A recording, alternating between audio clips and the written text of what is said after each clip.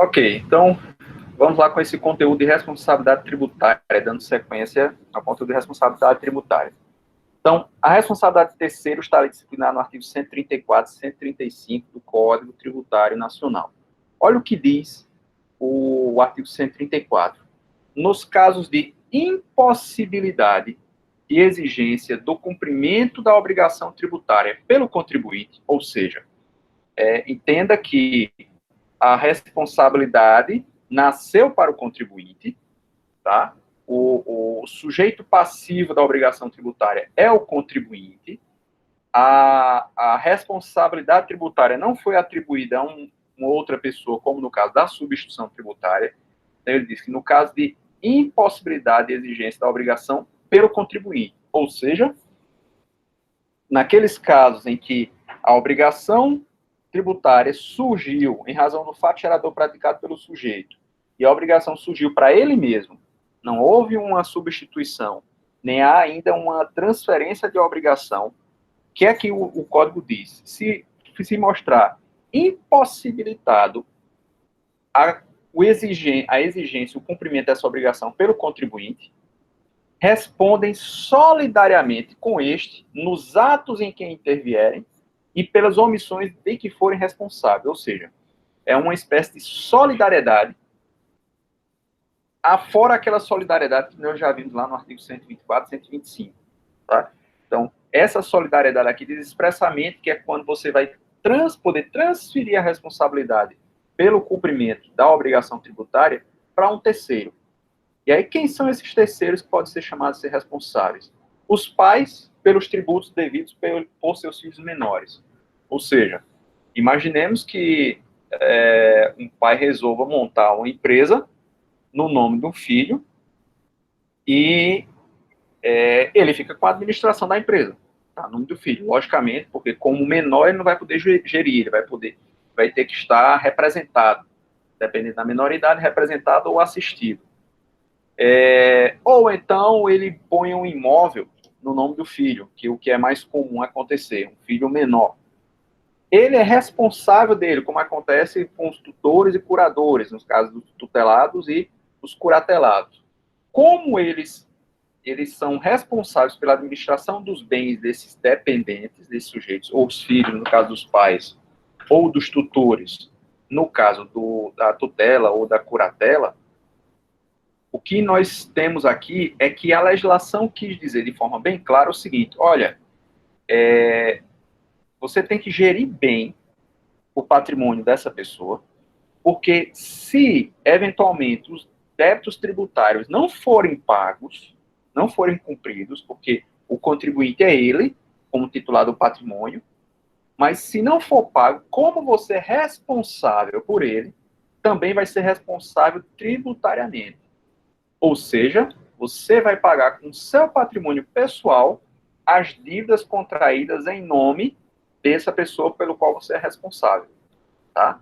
Então, o que o CTN está trazendo é atribuindo a esses sujeitos uma maior responsabilidade. Aí veja que o mesmo acontece com os administradores de bens de terceiros, seguindo a mesma lógica, o inventariante pelos tributos devidos pelo espólio. Então, o espólio, direito às sucessões, é aquele conjunto de bens que são deixados pela pessoa que veio a óbito, já faleceu, chamado de cujos, de acordo com o direito civil. Então, os bens deixados pelo de cujos formam o espólio, o conjunto de bens, que vai ser administrado, representado por alguém que é chamado dentro do processo de inventariante. Mesmo que seja um inventário extrajudicial que existe, vocês vão estudar esse assunto ainda. Estou auxiliando uns amigos que há pouco tempo perderam o pai, e eles pediram auxílio para fazer a tramitação do inventário, enfim, eu fui auxiliá-los, e a gente está fazendo um procedimento para que, enquanto o inventário administrativo, mesmo em cartório, vai sendo desenrolado com a documentação necessária para se fazer o termo de inventário administrativo em cartório, eles possam manter a atividade, a operação da empresa do qual o pai era titular, enfim. E aí a gente fez um documento, uma espécie de escritura, uma escritura declaratória lá no cartório, e aí foi nomeado entre os filhos um para ser o inventariante. Então, essa pessoa vai ficar responsável pela administração dos bens que foram deixados pelo pai, nesse caso. E aí, se os tributos não forem pagos, devidos pelo espólio não forem pagos, ela vai responder com o seu patrimônio pessoal, em razão dessa responsabilidade aqui de terceiro, está no artigo 134. Porque veja que ele responde solidariamente. É importante chamar a atenção disso. Responde solidariamente. Aqui, ó. Deixa eu só destacar. Ó. A responsabilidade aqui é solidária, tá? Ou seja, responde junto. Então, não tem nem benefício de ordem, não existia aí nenhuma uma subsidiariedade, que até a redação do artigo, a doutrina comenta que ficou confusa, que ele fala, no caso de impossibilidade do cumprimento da obrigação, se é no caso de impossibilidade, então criaria uma espécie de uma subsidiariedade na cobrança disso. Mas veja que o dispositivo fala que responde de forma solidária. Então, responde junto com ele, ok? Da mesma forma, acontece com a figura do síndico ou comissário, que é uma nomenclatura não mais utilizada, tá? Porque aí se trata de legislação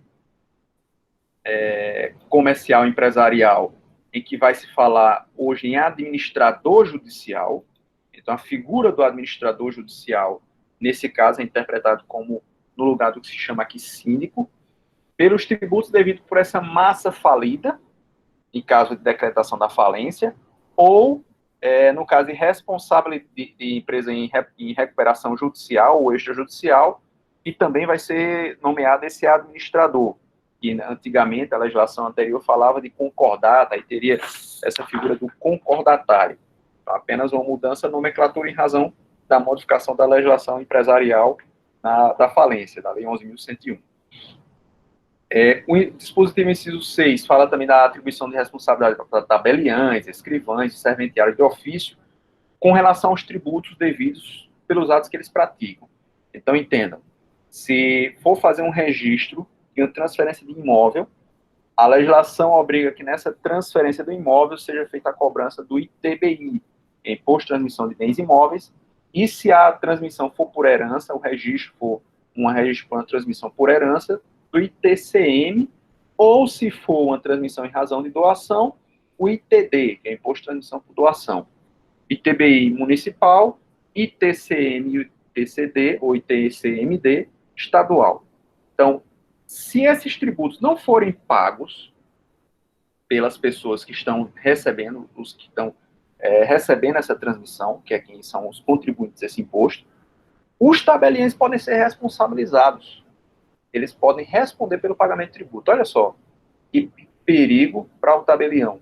Então, de praxe, o que é que os tabeliões fazem? Eles recebem a solicitação de registro. Olha, você tem que ir lá na prefeitura, tirar logo o seu ITBI, pagar o ITBI, e a gente só dá andamento, sequência com o registro do imóvel, você trazendo comprovação de pagamento de ITBI.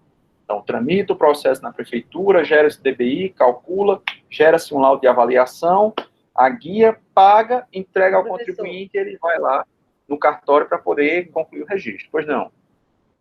Então, até porque se não paga esses impostos, no caso de uma transferência, só vai poder transferir se estiver pagando ITBI ou esse PCD, que você falou. TCMD. Né? Isso. TCMD.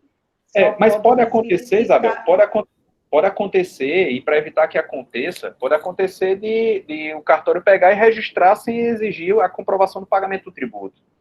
Sim, que se ele fizer isso, ele responde solidariamente. Né? Exatamente. É uma irresponsabilidade do cartório, por isso que paga pelo erro, né? Isso, perfeitamente. Por isso que a legislação traz ele como um sujeito da relação aí, que é para poder filtrar e evitar que haja essa transferência sem o pagamento do tributo correspondente. Exato. Entendeu? Entendi. E aí vem um dispositivo dos mais polêmicos, que esse dispositivo está no inciso 7. Ele traz uma responsabilidade solidária para quem? Leia aí para mim. Só o inciso? Quem é que Os vai responder sócios, solidariamente? Os sócios. os sócios, no caso de liquidação de sociedade de pessoas. Pronto. Olha só. Professor, eu aprendi lá em Direito Empresarial que nas sociedades de responsabilidade limitada, os sócios, na verdade, em qualquer tipo de sociedade, os sócios respondem subsidiariamente. Não foi assim que vocês aprenderam na empresarial? A responsabilidade dos sócios perante a empresa, perante os credores da empresa, é uma responsabilidade subsidiária. E se for uma sociedade de responsabilidade limitada, ela é limitada ao capital investido. Né? Isso é a regra de direito empresarial. E aí, o que é que o inciso 7 aqui do 134 está dizendo? Que os sócios vão responder solidariamente pelos tributos devidos pela empresa no caso de liquidação da sociedade. Ou seja, se houver um encerramento da sociedade e os tributos não forem pagos pela sociedade, os sócios vão responder com seu patrimônio pessoal. Tá? Em que isso tem sido muito aplicado, inclusive simulado. O sujeito tem uma empresa, tem um passivo lá dessa empresa, uma série de débitos, e aí ele não quer fazer o procedimento de encerramento regular, porque para isso ele teria que tirar todas as certidões negativas para fazer esse encerramento, e ele vai simplesmente fechar a porta. Encerra. Fecha a porta, acabou. Chega lá uma fiscalização, chega uma notificação, muitas das vezes, mais comum, já chega uma execução fiscal, lá executando aquele crédito que foi lançado. Quando chega o oficial de justiça, certifica que aquele estabelecimento não mais funciona naquele endereço. Isso é uma hipótese de dissolução irregular da sociedade. Ou seja, o sujeito não fez o procedimento de dissolução. Ele simplesmente encerrou a atividade. E aí a súmula do STJ diz assim, que no caso de mudança de endereço, sem a comunicação prévia aos órgãos da administração, presume-se a dissolução irregular. E, com isso, o que é que abre espaço para que seja responsabilizado os sócios pessoalmente pela dívida da sociedade. E aí, com base nisso, a Fazenda Pública requer ao juiz que redirecionar a execução que estava sendo contra aquela sociedade que não está mais funcionando, não deixou patrimônio, redirecione contra os sócios, seja eles administradores ou não, todos os sócios, de forma solidária. Qual é a súmula, professor? Vamos lá. Deixa eu puxar aqui. Eu não lembro de cor o número da súmula, mas eu pego aqui agorinha para vocês. Só um instante.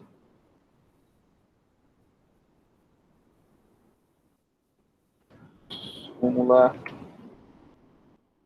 de solução irregular.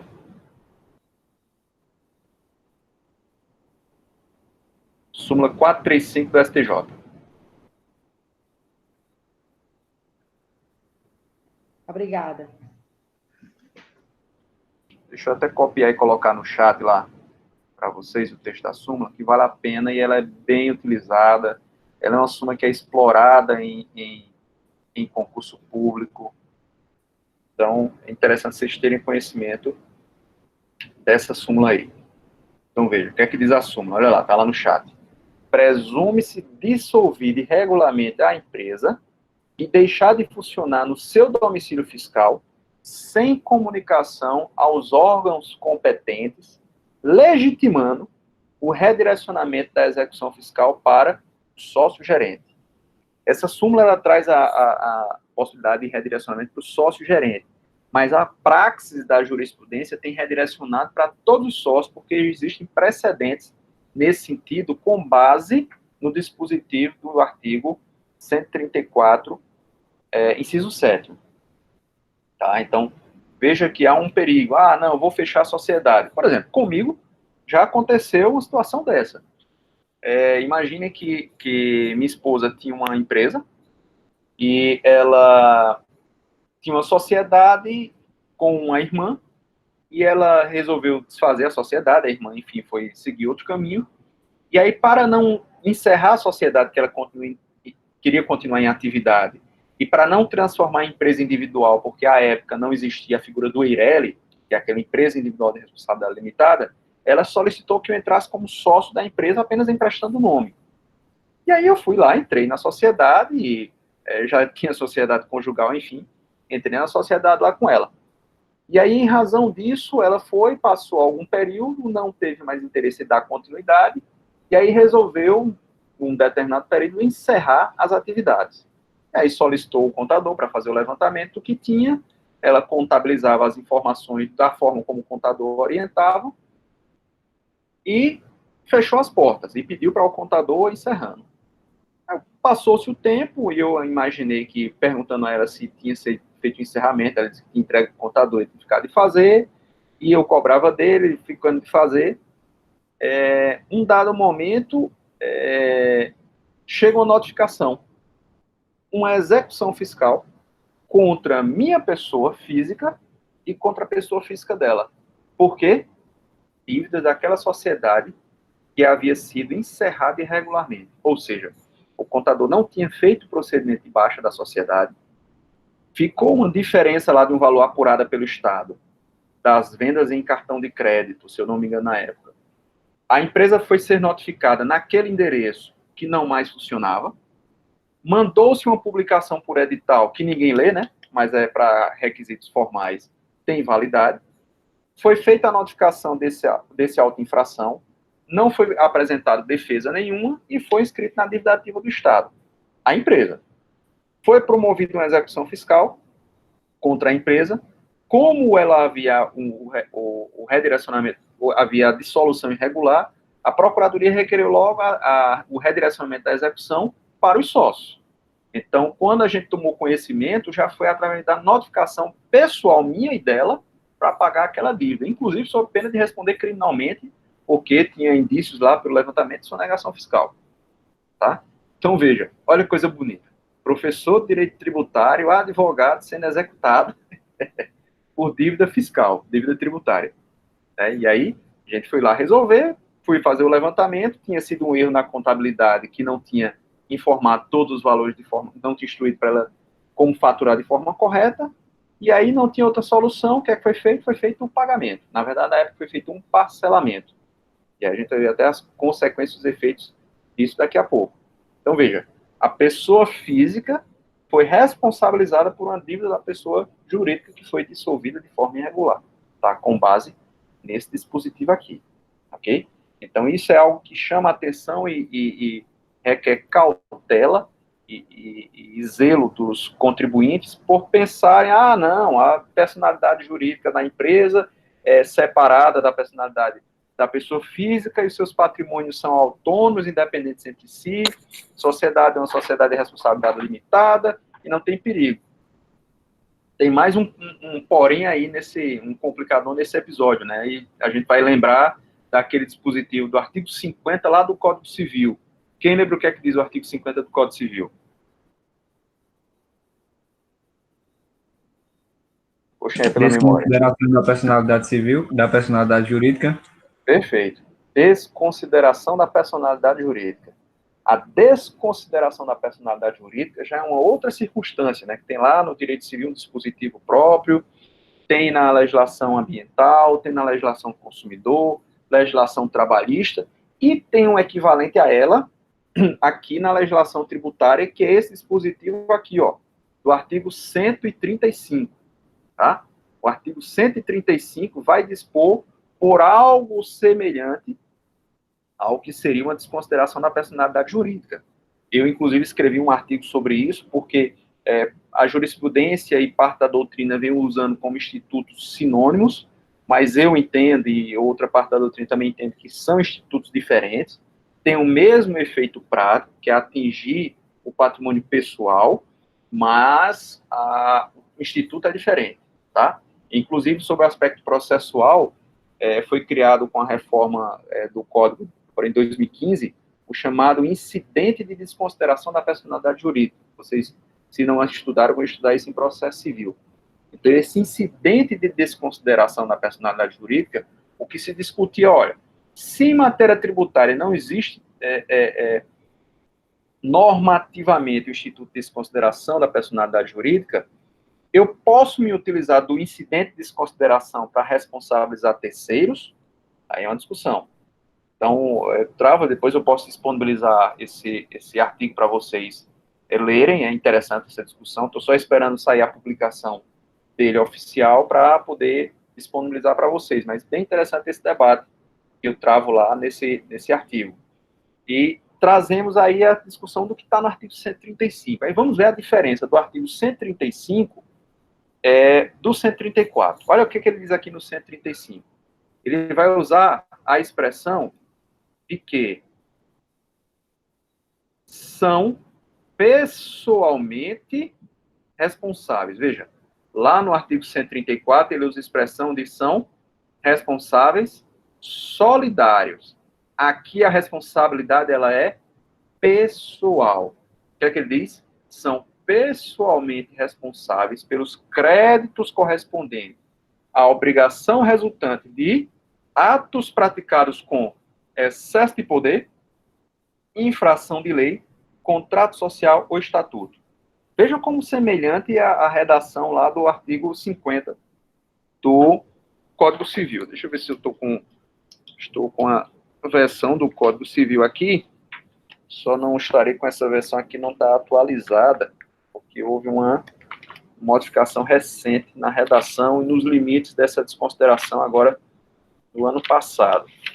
Mas, em linhas gerais, o que é que diz lá o artigo 150?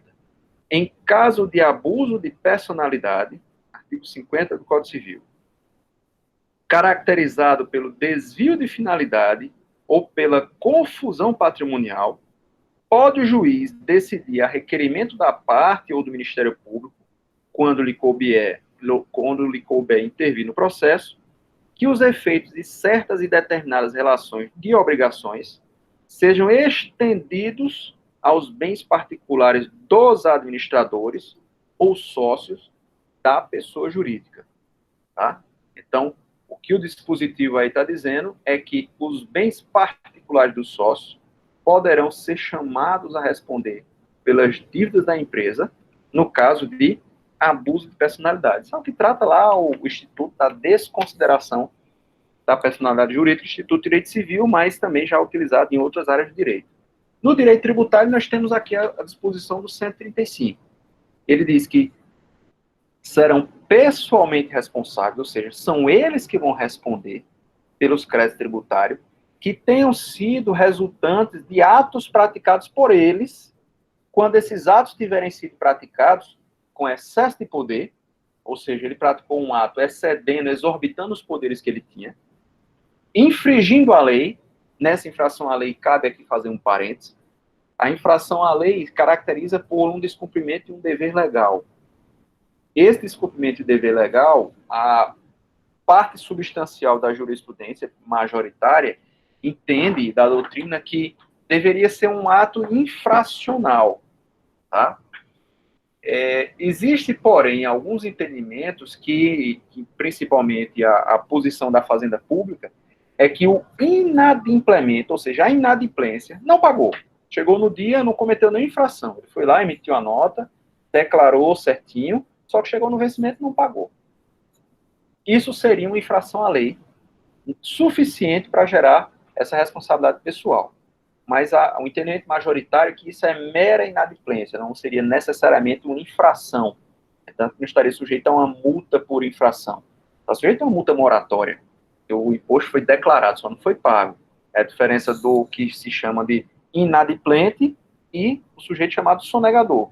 E o sonegador foi aquele que, de alguma forma, omitiu o fato gerador para escapar da obrigação tributária. Camuflou, disfarçou, fez qualquer coisa ilícita. O inadimplente não, é aquele sujeito que cumpriu as suas obrigações acessórias, declarou, só que quando chegou no vencimento não pagou. Ou porque não quis, ou porque fez a opção de pagar fornecedor, funcionário, enfim. A princípio não importaria aqui qual seria o motivo, mas apenas ele foi inadimplente, não houve uma sonegação fiscal. Então, a infração à lei aqui, existe essa divergência doutrinária acerca disso, mas a mero inadimplemento eu sigo esse entendimento majoritário que não é suficiente para responsabilizar pessoalmente o sócio, tá? Se o sócio agiu com infração ao contrato social, ou estatuto, se tratar de uma sociedade estatutária, né? Sociedades por ações, as sociedades cooperativas, enfim, elas dentro do direito empresarial como tratadas como sociedade estatutária. Então, quem é que responde pessoalmente? Aquelas pessoas que foram referidas no artigo 134, pais, tutores, administradores de bem terceiro, tabeliões, escrivães, quem mais? Vamos voltar aqui. Inventariante, administrador judicial e sócio, tá? Então, essas pessoas respondem pessoalmente pelas obrigações tributárias, tá? Nos atos em que intervierem, que tenham sido praticados com excesso de poder ou infração à lei. Ou seja, para que a execução, a cobrança, seja redirecionada ao sócio, ao pai, ao tutor, ao curador, qualquer das pessoas que estão relacionadas aqui, ao mandatário, quando fala aqui o inciso 2, ou o inciso 3, que é o mais disseminado na aplicação, diretores, gerentes ou representantes de pessoas de direito privado, são os administradores judiciais, é necessário se comprovar que houve um ato praticado com excesso de poder, ou uma infração à lei, ou alguma infração ao contrato social, ou ao estatuto, tá? Se não for comprovado essa prática desse ato, então não pode ser aplicada a responsabilidade pessoal, ok? Então, isso é um requisito essencial de discussão. Isso, assim, ao longo dos últimos anos, foi quase que 90% das defesas feitas em processo de execução, quando eu advogava, quando eu estava advogando, eram nesse aspecto, defender os administradores ou os sócios por conta da responsabilidade que vinha sendo aplicada com base nesse dispositivo, artigo 135, inciso 3º, porque não existia nenhuma prova nos autos de que teria havido qualquer ato praticado com excesso de poder. Então, não cumprido esse requisito, a gente entrava com um procedimento chamado exceção de pré-executividade, e aí, como nós não teremos tempo de ver essa parte processual tributária, nem tributário 1, nem tributário 2, eu estou pensando em programar um curso de extensão nessa parte, para quem se interessar, para a gente fazer na faculdade esse curso de extensão sobre esse conteúdo aí da parte processual tributária, inclusive até para fazer na OAB. E quem tiver qualquer interesse aí, eu aconselho, porque a prova da OAB de tributário não é uma prova difícil, o nível de aprovação é bem grande, e bem substancial em relação às outras matérias, e a parte processual é muito simples, ela é muito resumida, muito limitada, então você precisa apenas ter segurança na parte do direito material, que é esse conteúdo que a gente está estudando aqui, esse tributário 1, e vamos estudar tributário 2, mas a parte processual em si, ela é relativamente simples, dá para conduzir bem, então não há maiores dificuldades. Então, até sugiro, acompanhe, os alunos que eu acompanhei que fizeram, todos passaram, foi 100% de aprovação dos que eu acompanhei. Só teve um que não passou na primeira fase. Aí um outro detalhe, não passou na primeira fase, mas aí, quando passar na segunda fase, eu faço acompanhamento para fazer a segunda fase, a parte processual. Então, vale a pena. Tá? Então, são os dois tipos de responsabilidade. Responsabilidade solidária, do artigo 134, para essas pessoas e para os sócios, quando houver a liquidação da sociedade, mesmo quando for aquela liquidação presumida lá da súmula 435 do STJ, e a responsabilidade pessoal desses sujeitos aqui, de acordo com o artigo 135. E aqui, inclusive, eu abro até outro parênteses nesse aspecto, quando ele fala em responsabilidade pessoal. Eu entendo, tá?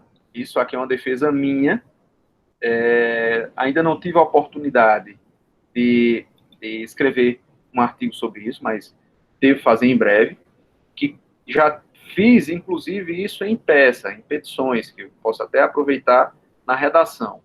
Se a responsabilidade é pessoal e a dívida tributária foi gerada em razão de um ato praticado pelo administrador, por esses mandatários, por esses sujeitos aqui, esses atos praticados são atos praticados contra os interesses da empresa. Então, essa dívida não era para ser nem cobrada da empresa, da pessoa jurídica, mas sim pessoal desses sujeitos. Uma vez identificada que essa foi a origem da dívida, foi por ato praticado por ele, no exercício dessa atividade, com excesso de poder, infração à lei, ao contrato, ao estatuto, esse crédito tributário tem que ser lançado contra esse sujeito, e não contra a empresa. Como é que tem acontecido? A princípio, como as operações, os fatos geradores são concebidos como praticados pela empresa, então é lançado contra ela esse crédito, e é cobrado dela. Identificado no processo de cobrança, seja administrativo ou judicial, que houve esse episódio de responsabilização do terceiro, é que esse terceiro é chamado. Só que na praxis é chamado para responder junto com ele, junto com a sociedade. E eu entendo que aqui a responsabilidade ela é pessoal, é dela, então exclui a responsabilidade da sociedade. Mas isso não é um entendimento majoritário, não é abordado, ok? Professor, pois não. mas se ele é o representante da empresa, representante legal da empresa, conforme lá no contrato social e tudo, e ele comete esse ilícito, né, de pagamento, quem vai ser cobrado realmente é a empresa, porque ele representa ela. Agora, eu acho que aí sim, a empresa pode cobrar dele esse débito da pessoa que cometeu esse ilícito, né, em relação à empresa. Entenda. Ele estava ali, a princípio, de fato, você não tem como identificar que esse ato é um ato de terceiro para poder lançar e cobrar o tributo desse terceiro direto. Tá? Mas se foi identificado que aquele tributo, por exemplo, eu vou dar um exemplo prático que eu acompanhei. Uma determinado contribuinte, determinada empresa, a diretoria financeira, diretoria administrativa, tudo, tomaram por decisão fazer uma compensação de um crédito lá que eles entendiam que tinham com a Receita Federal. E aí pegaram e começaram a compensar esse crédito. Tá? E a compensação de crédito significa dizer o quê? Que eu entendo que eu tenho um valor a receber, então vou deixar de pagar o que teria para pagar, para ir descontando desse valor que eu tenho a pagar, do valor que eu entendo que teria a receber. Tá? Só que esse crédito que eles entenderiam não era crédito que estava com lastro em nada. Não tinha nenhuma decisão judicial, não tinha nada, só um entendimento que tinha sobre eles. E aí eles autorizaram a contabilidade a fazer esse procedimento de compensação. Tá? Então, eles fizeram esse procedimento exacerbando os poderes dele. Ok? Fizeram com base em infração. É justo que a empresa seja penalizada com a cobrança desse crédito com multa? Entende o que eu estou dizendo? Entendo, estou entendendo. Porque se a empresa é penalizada, entenda que todos os sócios vão ser penalizados, porque vai ser atingido o patrimônio geral, de todo mundo. E aí um dos sócios pode dizer, peraí, calma lá. E esse débito só existiu porque houve um ato infracional cometido pelo diretor tal. Então a empresa não pode ser responsabilizada, não. Vai cobrar dele, Estado. Entendeu? Não é muito mais do que simplesmente isso que você está dizendo como direito de regresso, sabe, Zé? Antônio? Muito mais do que um simples direito de regresso. Eu entendo que com base nessa responsabilidade pessoal, um sócio pode dizer ao Estado, olha, quem praticou esse ato aí foi o diretor fulano e tal. Então, ele que responda pessoalmente. Então, redireciona a cobrança por ele e deixa a nossa empresa aqui de fora. Ok? Esse é um posicionamento, não há é algo em construção, mas que pode ser ventilado, pode ser trabalhado. Tá? Okay. Mas isso aí, como eu estou dizendo, no campo teórico ainda, não existe um entendimento majoritário acerca disso, certo?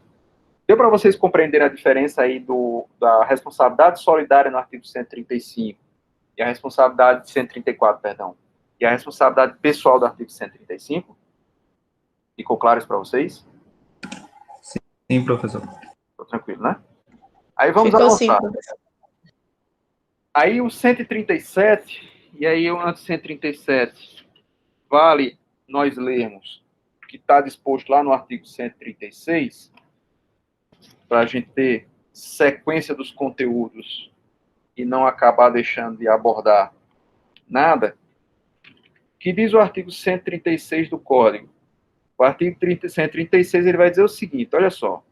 Salvo disposição de lei em contrário, a responsabilidade por infrações da legislação tributária independe da intenção do agente ou do responsável e da efetividade, natureza e extensão dos seus efeitos. Em direito penal, o que é que a gente chama isso?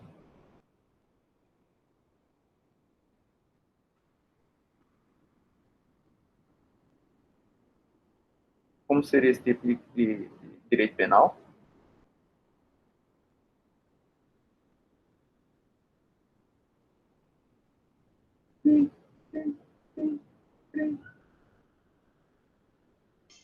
Silêncio constrangedor. Um minuto de silêncio. Como é? Cortou o áudio.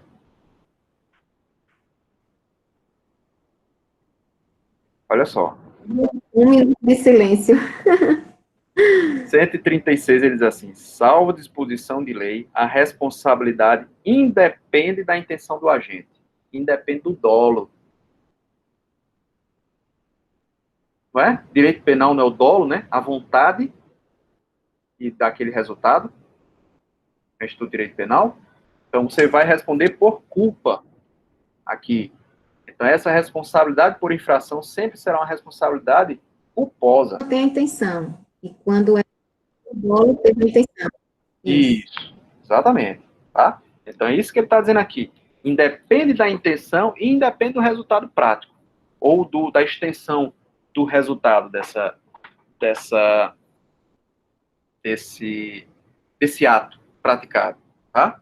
E aí o 137 vai trazer quem são os sujeitos responsáveis, quando a responsabilidade é pessoal do agente. Tá? Responsabilidade por infração é pessoal a responsabilidade quanto às infrações conceituadas por lei como crime ou contravenção.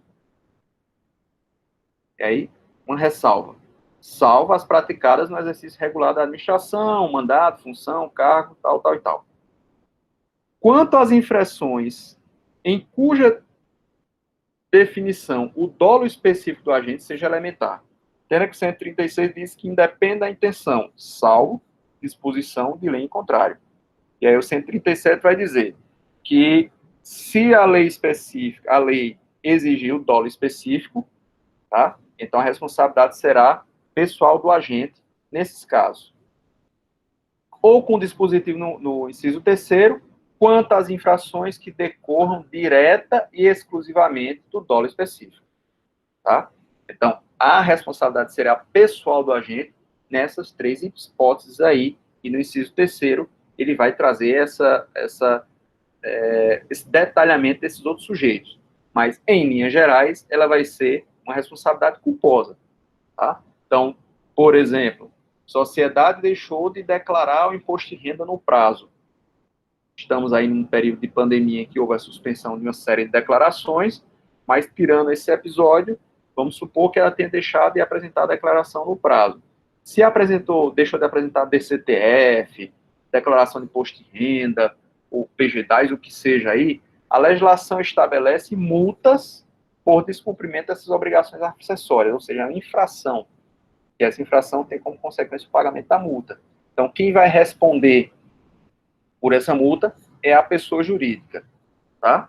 Se for caracterizado como infração, essa infração como crime, se aquele ato for considerado um crime, tenta aquele crime contra a ordem tributária, aí a responsabilidade vai ser pessoal do sujeito, tá? Ele que vai ser chamado a responder, ok? Professor, Oi. desculpe, é que travou a minha internet aqui na hora que você começou a explicar o 136, e eu só peguei meio caminho andado, eu não consegui entender muito bem ele. Deixa eu copiar a redação dele aqui. É Letícia que está falando, né? Isso. Deixa eu pegar aqui, Letícia. O 136, a redação, eu vou copiar aqui no chat para vocês acompanharem melhor.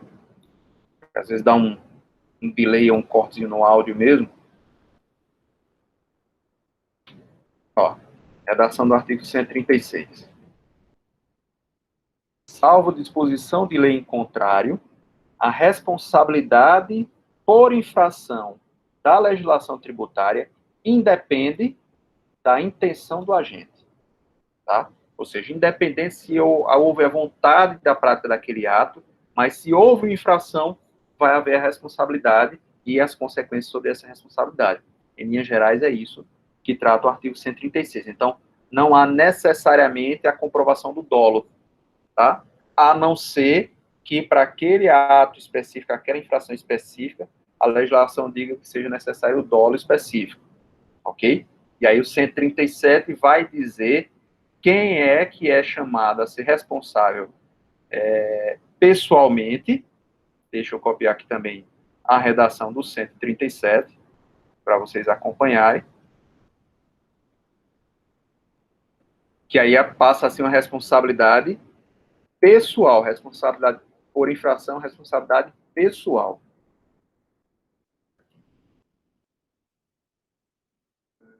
O terceiro não vai caber. Oi. Pessoal, nesse caso da pessoal, seria para crimes culposos, digamos, nessa pessoal. Não é crime culposo.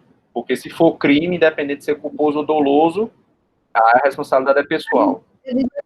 Infração. A infração, ela sempre vai ser considerada, vai ser levada como, vamos dizer assim, na omissão da lei. Se a lei não falar que aquele tipo de infração, ela só é considerada infração se for dolosa, se a lei não disser isso, então independe da de comprovação da vontade do agente. Ela vai ser considerada uma infração culposa. Certo?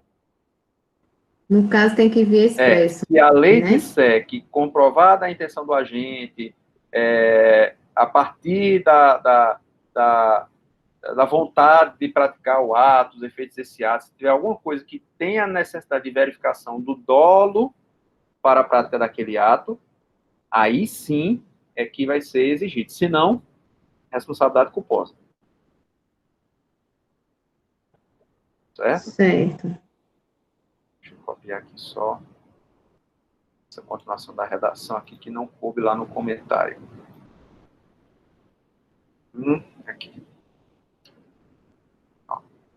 Aí ele diz aqui, ó.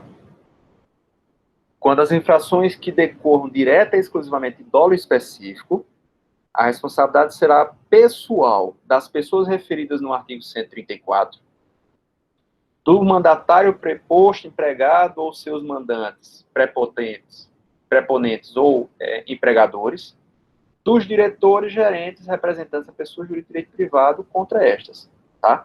Então, veja que ele diz que aí, nesses casos, a responsabilidade será pessoal. Quando existir o dolo específico, quando as infrações que a definição traz o dolo, seja elementar o dolo específico do agente, e as infrações consideradas como crime, aí a responsabilidade vai ser pessoal do sujeito, tá? Ou seja, não vai atingir a sociedade, vai ser daquele sujeito lá, certo?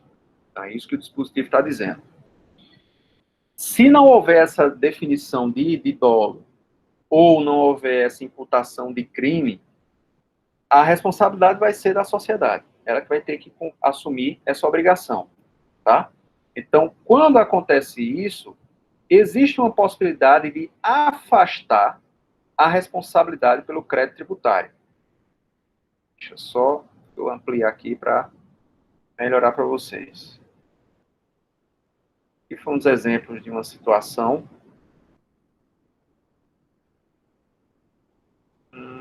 É muito técnico aqui, não sei se vale a pena, mas aqui só para citar, né? Essa lei 8.137, que é a lei de crimes contra a ordem tributária, diz assim, ó, constitui crime contra a ordem tributária suprimir ou reduzir tributo ou contribuição social e qualquer acessório mediante a seguinte conduta: omitir informação ou prestar declaração falsa à autoridade fazendária.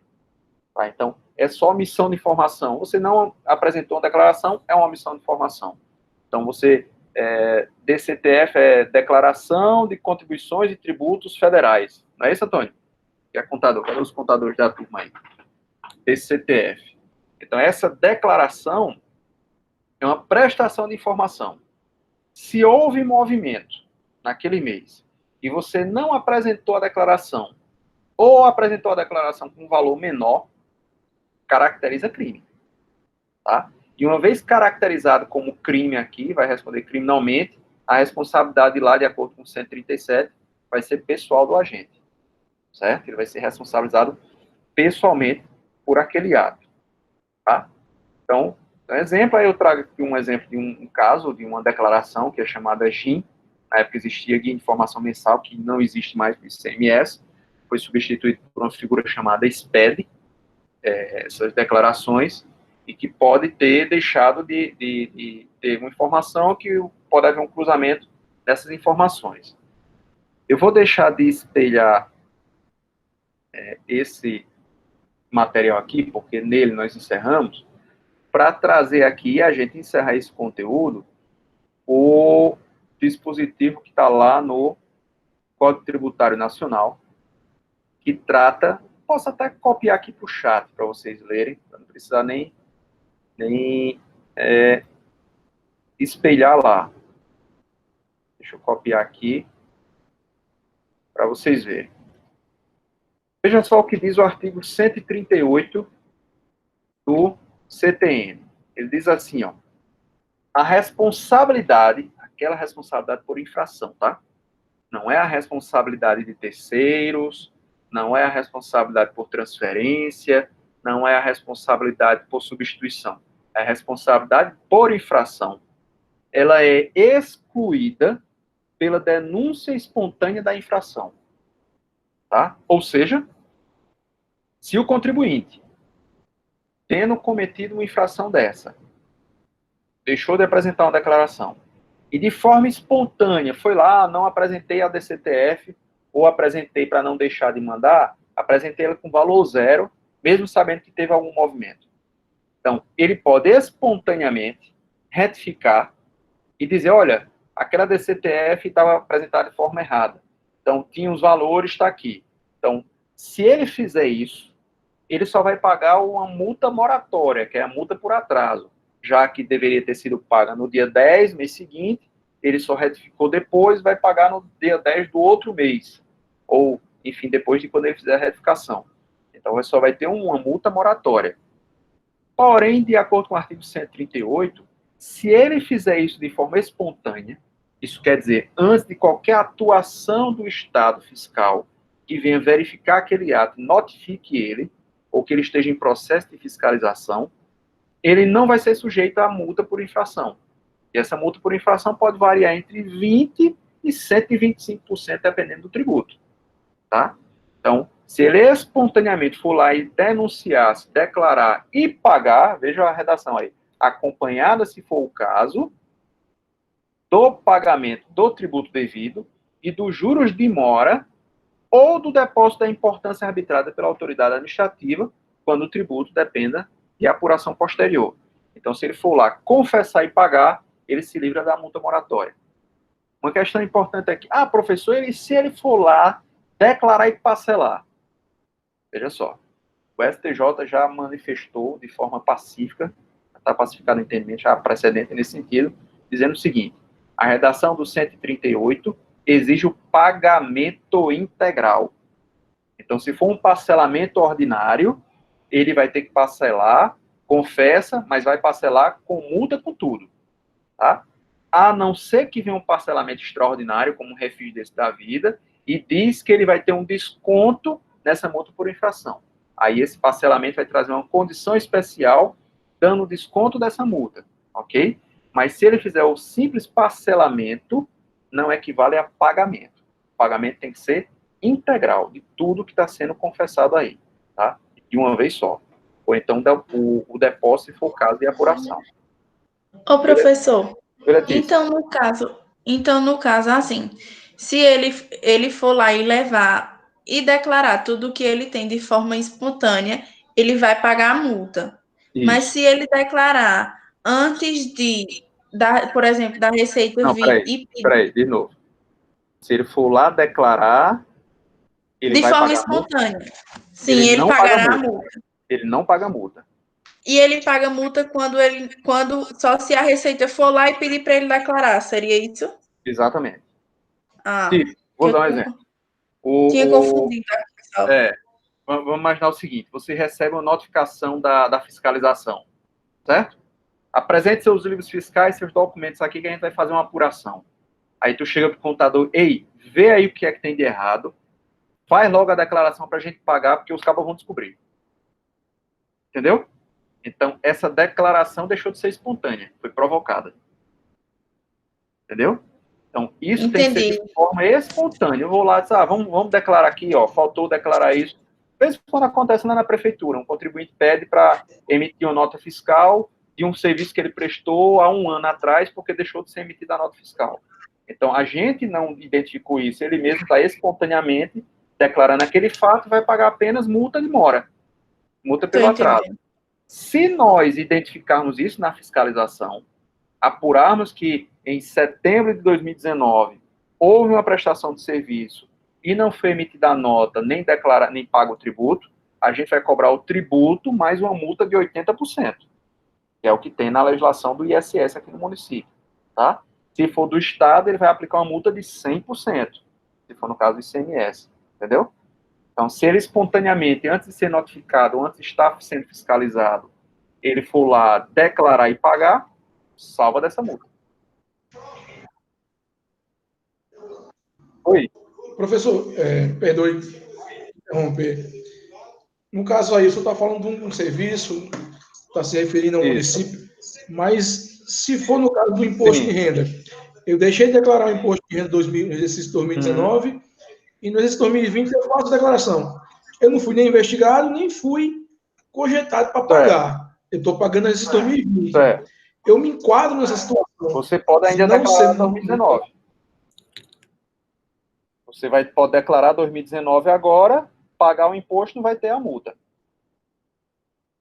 Porque você está fazendo isso de forma espontânea.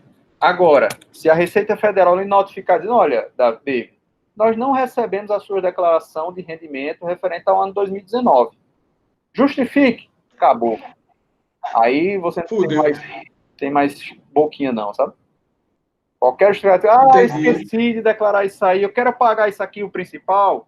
Não, peraí, você vai pagar com multa agora. Quer dizer que se tiver qualquer correspondência na minha casa com AR, eu me nego a receber. Não, aí ele pode mandar por edital, né? Aí é pior. Quem sabe quando vai pior. Fala, Libânia. Aí essa multa, no caso de David, seria também de 80%? Depende do imposto. Depende do imposto, depende do estado, do município. O caso da multa de 80% é o exemplo que eu lhe disse aqui do município de Campina Grande. Tem município que essa multa é de 50%, outros é 60%, entendeu? Vai depender. Se for imposto de renda, a multa, dependendo do caso, pode ser de 20%, de 75%. Se tiver indício de crime contra a ordem tributária, ela é de 125%, é uma multa agravada. Entendeu? Vai depender do imposto que está se referindo aí, do tributo, na verdade. Né? Ok? Ok, mais alguma dúvida, obrigada. pessoal? Por mim, está tudo ok, professor. Está tudo ok? Tranquilo? Façamos o seguinte, vamos encerrar o conteúdo por hoje. Esse é, em linhas gerais, esse conteúdo de responsabilidade, a gente encerra ele, nessa aula de hoje. Eu vou disponibilizar, assim que terminar a aula, eu vou postar lá no Google Classroom 2 atividadezinhas para vocês fazerem. Uma é bem legal, são decisões. Vou até abrir aqui, deixa eu compartilhar aqui a tela para vocês verem aqui. Professor, aí no caso, a prova valerá 7. Libânia, a prova vai ficar valendo 5. 5 não, 6. 6 pontos. Eu vou fazer 2 atividades, cada uma valendo 2 pontos. Vocês vão fazer a prova valendo 6 pontos, que somam os 10. E tem o relatório da live lá, valendo um ponto extra. Veja só, professor. Muito, Oi. Se são 5 pontos, muito bom. como é que a prova vai valer 6? Como a prova vai valer 6? 5 pontos de quê, mulher? O senhor disse, cada exercício cada atividade vai valer 2 pontos, já são 4. Com mais um dá Isso, certo. O ponto é Um esse. ponto extra. isso, um ponto extra. Então você pode chegar a 11 pontos, Isabel. O ponto é esse. entendeu? O extra é se você precisar, o extra. Já Mas sei que ele não. se você preferir, eu estou valendo 10. Não, já sei que. Não é isso não que eu quero dizer, não. Perfeito. Calma, tenha calma. O que eu quero dizer é que o senhor não vai dar ponto demais a gente, não. Já está passando de 11 homens. A prova vale 6, com mais 4 pontos de atividades, 10. E aí o relatório lá é uma atividade extra, que não é uma atividade obrigatória e não posso exigir nem computar dentro dos 10 pontos. Tá, entendi. Entendeu? Então, quem fizer, ganha. Quem não fizer, não perde, deixa de ganhar. Então, se eu fizer os 11 pontos, o senhor leva um para tributário 2, tá certo? Excelente, professor, muito bom. Vamos ver. Fala aí, Emerson. No caso dessas duas atividades que o senhor está passando, é para fazer em 4 pessoas? As duas? Certo, obrigado. É uma atividade de 3, pode fazer até 4. Deixa eu só mostrar como é a atividade, que vai ser bem legal. É uma oportunidade, inclusive, de... Desliga os microfones, professor. Deixa eu pegar ela. Desliga os microfones. Pronto. Atividade de fixação. Tá ela aqui. Só lembrando, né, professor, para os amigos aí da turma, que nós estamos tratando de Gilbervan Caldas, o cara que reprovou 17 semestre passado.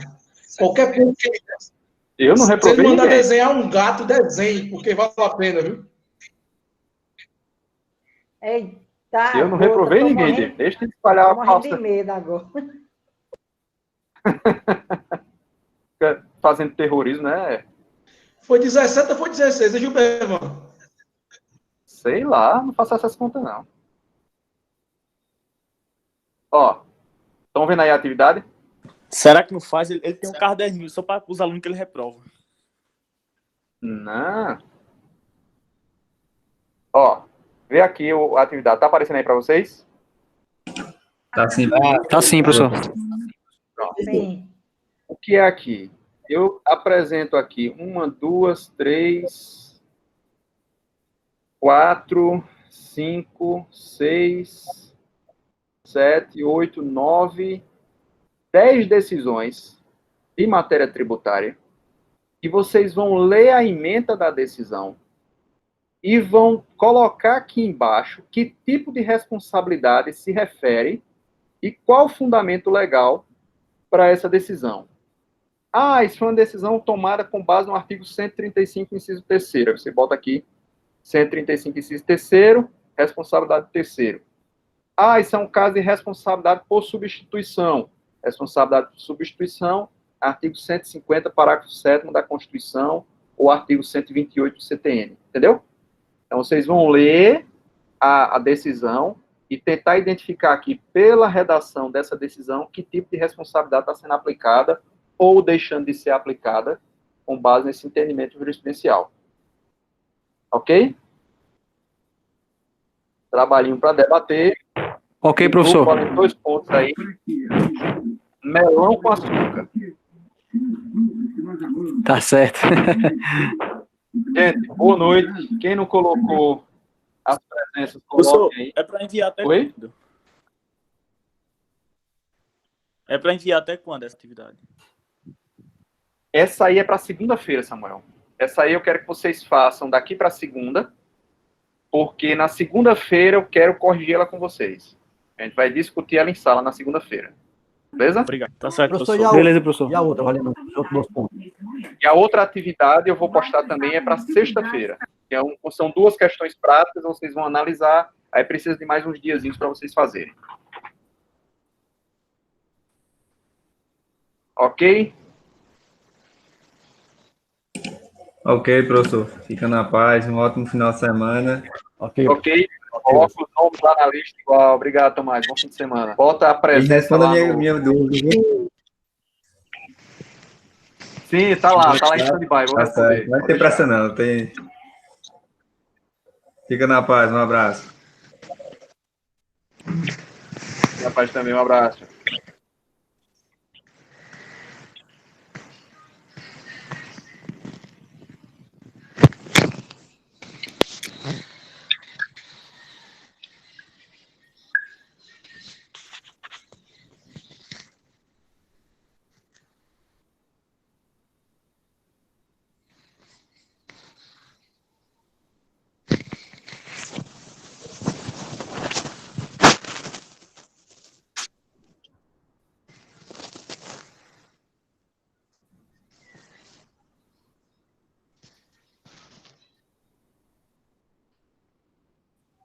Boa noite.